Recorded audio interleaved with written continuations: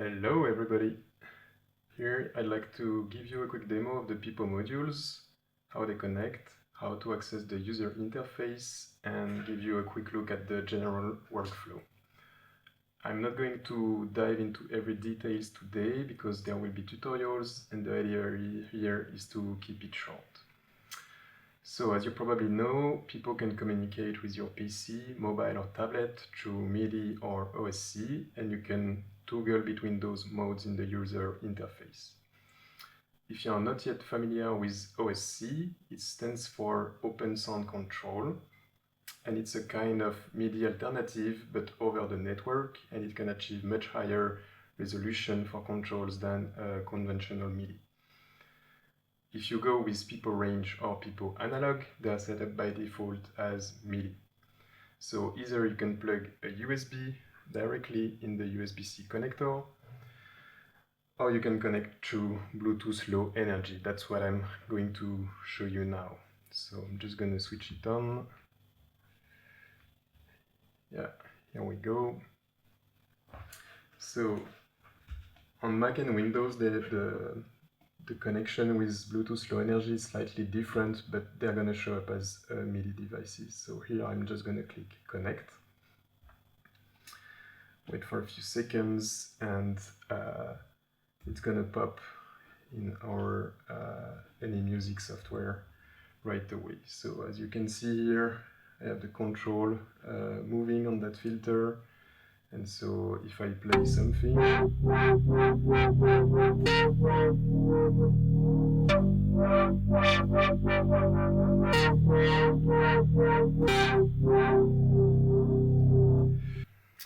so every Pipo, when they are on, they launch a Wi-Fi hotspot that you can directly access. So I should see it there. Yeah, Pipo range. Just going to connect to it, and here I'm going to type pipo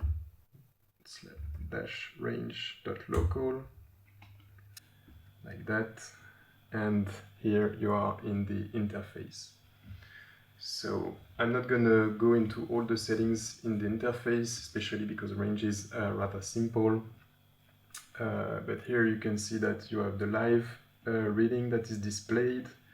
You can choose the range where you are measuring, and most importantly, you can choose how you output the data. So here I was in CC, which is just for controls. That's what I showed. But you can also choose notes if you want to turn it into a kind of an art. So I'm going to save that.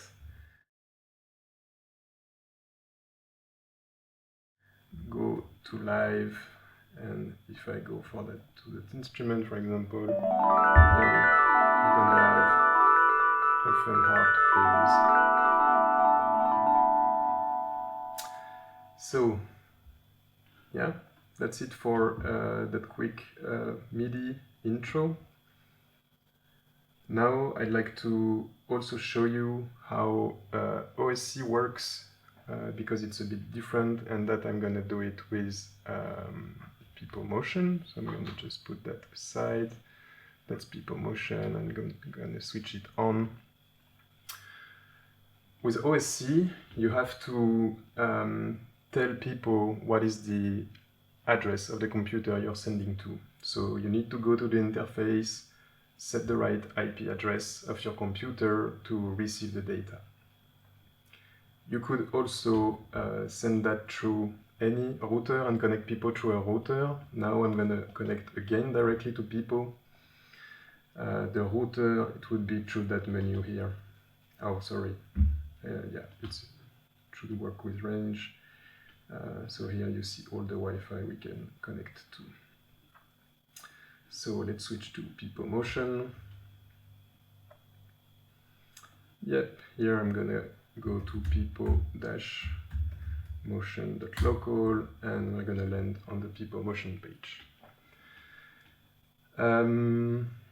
So I already set my IP address, but here you just have to go to OSC settings, enter the IP of your computer, and the data is going to flow to your computer.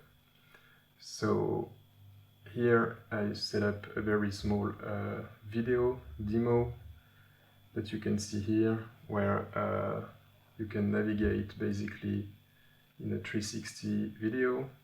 So you can see how reactive this is.